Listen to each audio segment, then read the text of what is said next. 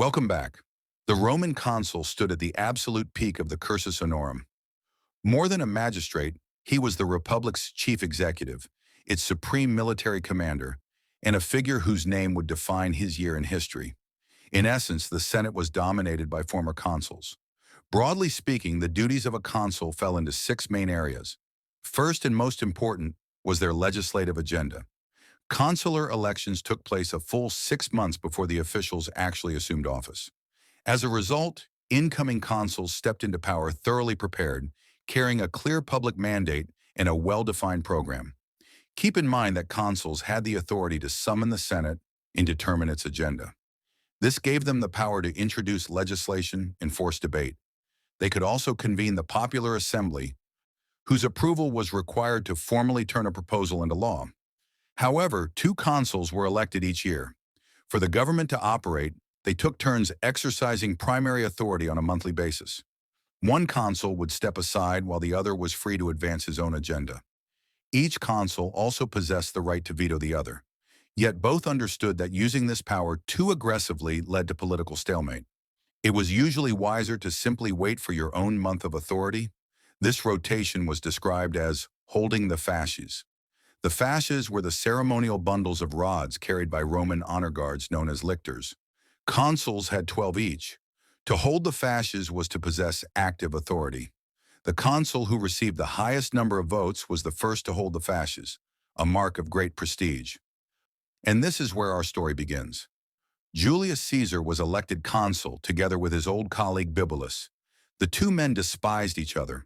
Bibulus, a conservative supported by Cato, believed Caesar was a troublemaker and a shameless show-off. Caesar, who, to be fair, was both, did not take kindly to criticism. Since Caesar won the most votes, he held the fasces in January. He was determined to push his major land reform bill into the Senate on the very first day. The proposal called for electing officials to manage a huge land redistribution for veterans and the urban poor. The bill was popular. Bibulus despised it. If Caesar held the fasces during the elections for the land commission, he would supervise them, placing his own men in charge. But if the elections were pushed into February, then Bibulus would preside, allowing him to sabotage the law from within. This leads to the second duty, supervising elections. Whether for land commissioners or for next year's consuls, the sitting consuls were in charge. Any bribery, intimidation, or deal-making happened under their watch. They had ample opportunity to ensure their supporters won. Now the third power was the veto. A consul could block the actions of any magistrate, even preventing the Senate from meeting. Generally, this created a kind of mutually assured destruction, which is why they alternated control. During Caesar's consulship, Bibulus ignored this convention. Caesar's land bill passed the Senate, but as it moved to the public assembly for its final vote, Bibulus stood to announce his veto. The crowd erupted. They shouted so loudly Bibulus couldn't be heard. The people surged forward, broke the platform, and forced the consul off it. Ancient sources say the furious mob even dumped manure on Bibulus's head. Many were hurt. Even though Bibulus had issued a veto, Caesar stood and insisted the shouting had drowned it out. He presented the bill anyway, and the assembly approved it. After this, Bibulus withdrew to his house and did not appear publicly for the rest of his term. To be clear, Caesar's action was illegal. Bibulus had the authority, but Caesar simply disregarded him. The next two duties both played a role in what came next. Consuls were responsible for interpreting omens and declaring public holidays. This might sound minor, but Bibulus used it as a weapon. From inside his house, Bibulus scheduled every festival he controlled for the exact days Caesar had major Senate votes planned. And just as with the veto, Caesar ignored him, and the public went along. Consuls could also declare omens unfavorable and shut down all public business. However, the Pontifex Maximus was the official responsible for the religious calendar. Julius Caesar was the Pontifex Maximus, so when Bibulus claimed he saw unlucky birds, Caesar replied that, as Pontifex, it was his call, and the omens were fine. In religion, Caesar outranked him. Again, this was legally dubious, but the public sided with Caesar. Lastly, the consuls were supreme military commanders. The Senate declared war and provided the army, but consuls held tactical command. If both consuls were in the field, they alternated supreme authority daily. This system didn't work well. The most famous example is the Battle of Cannae.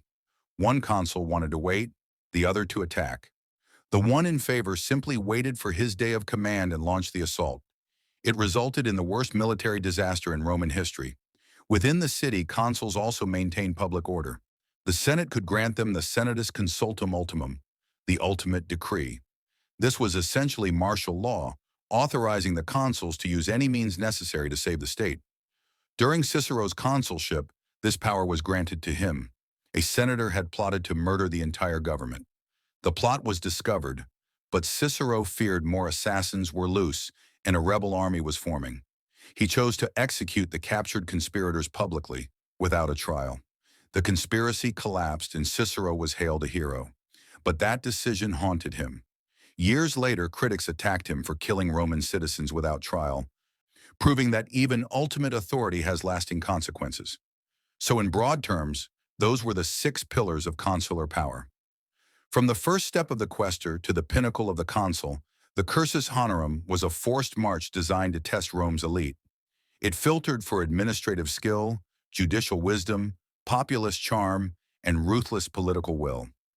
The consul who emerged was meant to be the Republic's ultimate product, a leader who could command armies, shape laws, and defend the state, all within the limits of a 1-year term. This concludes our walk through the Roman political ladder. From the apprentice questor to the populist aedile, the judge general praetor to the supreme executive consul, we've seen how the Republic structured its race for power. The system wasn't perfect. The clash between Caesar and Bibulus showed how it could break, but for centuries it built the men who built an empire. Thanks for watching.